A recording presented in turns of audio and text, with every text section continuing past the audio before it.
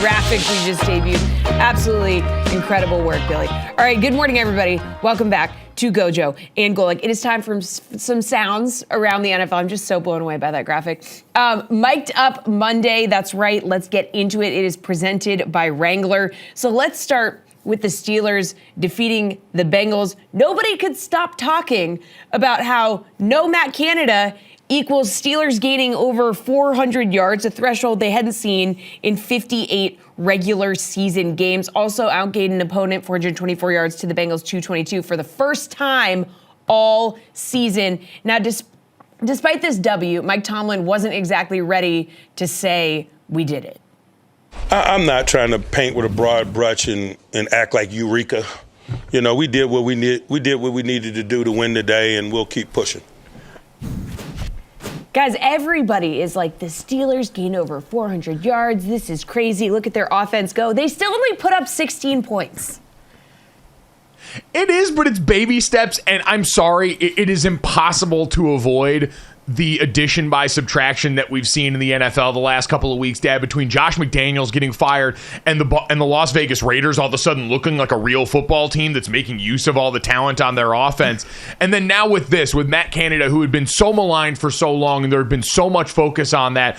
I get they still probably didn't look a ton different, but Dad, to actually get over that threshold, to see Kenny Pickett pushing the ball downfield in the immediate wake of that was objectively hilarious. So, I mean, I get the 16 points, but let's dive into Kenny Pickett, right? This was his highest completion percentage game of the year, and he threw the ball 38 times, completing 24, so over 72%.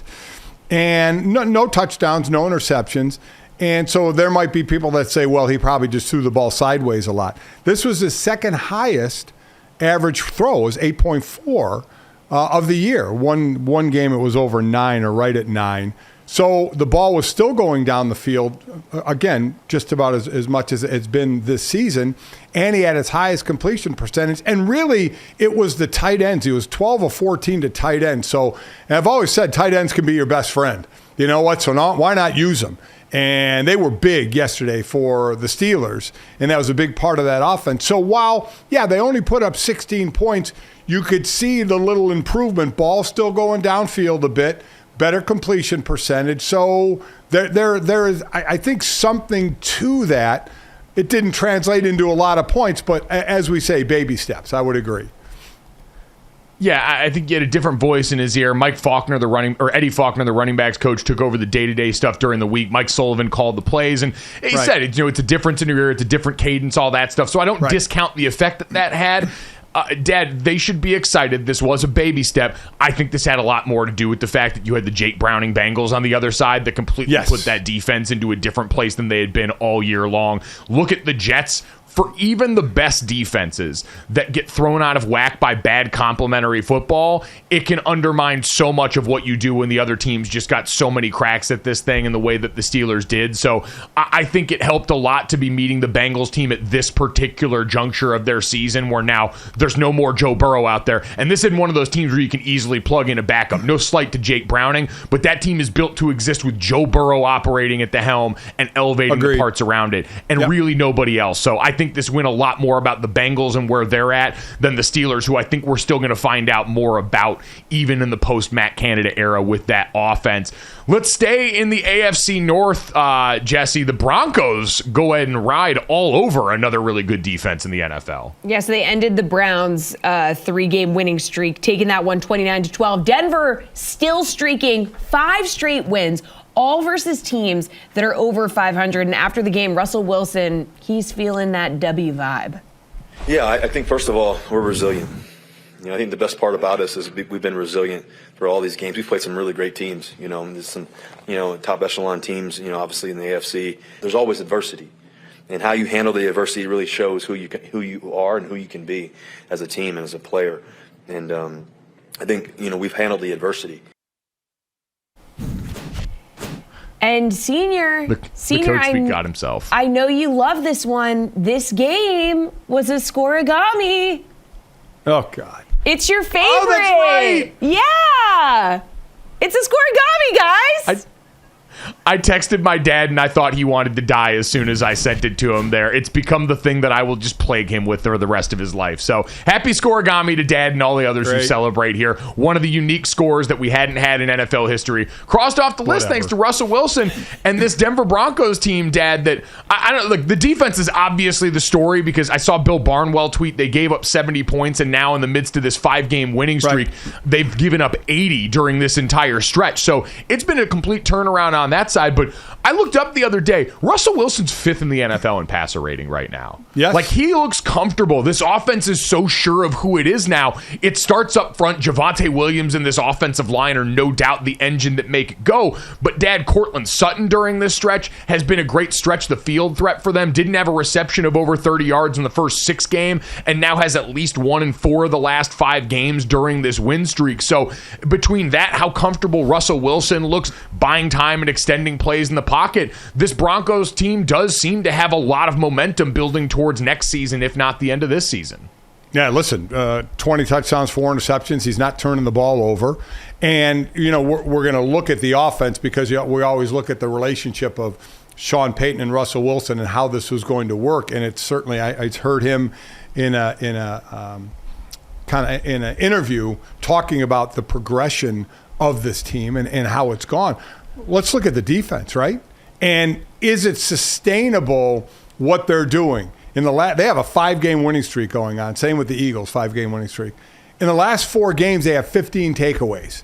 And you know how that goes, Mike. It comes in bunches, and then all of a sudden it disappears. So can you keep that up? But normally once it starts coming, you kind of have that year where you can keep getting the turnovers. We'll see, because that's been a monster part of that is changing possession. Obviously, with the Browns in this game, they get their starting quarterback hurt on a play that was a roughing the passer, which quite honestly I didn't really think was roughing the passer.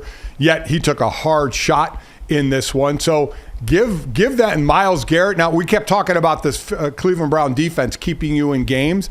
Myles Garrett in a sling after that game could barely put on his own shirt. So that's something to keep an eye on, because if they're going anywhere, and right now they're in the playoffs. Right now they are. But if they're going to continue that, they got to keep that defense healthy. I agree. I think the Broncos turnover stuff is unsustainable. That's why I go back to what's the metric for success this year? Is Sean Payton able to get Russell Wilson back online? So far, the answer seems yes. That's the positive. I hold on to it. Then weird game plan for the Browns, too. Way too much drop back stuff with DTR when this game was still within reach. I was really not sure, and I know Mark Sanchez calling the game was too, why you weren't running the ball more with him. So another game that feels a little bit more about the opponent than maybe the team that won. But Jesse, let's get to one more here with the Giants taking down the Patriots in an offensively offensive game. Yeah, real stinker, this one. So Giants defeating the Patriots with nothing really on the line here except for draft positioning. But there was some drama, okay? The internet was abuzz with reports that Brian Daboll, his relationship with defensive coordinator Wink Martindale was in a bad place. So Daboll responded by, 1, rewarding him with a game ball. Following, like you said, the offense stunk. It was a defense-fueled game right there. And then he responded to the tension after the game. Take a listen to what he had to say about what was really going down between these two. I'd say the biggest argument Wink and I have had is who has the last piece of pizza. So got a lot of respect for Wink. Done a good job. So I'll leave it at that. Okay, so is he downplaying the situation? Is there something there, or is he just actually being like, yeah, this is BS? I think these are a couple of beefy lads who both run hot, who every once in a while are going to get into a dust-up like that, and that's kind of their love language, Dad.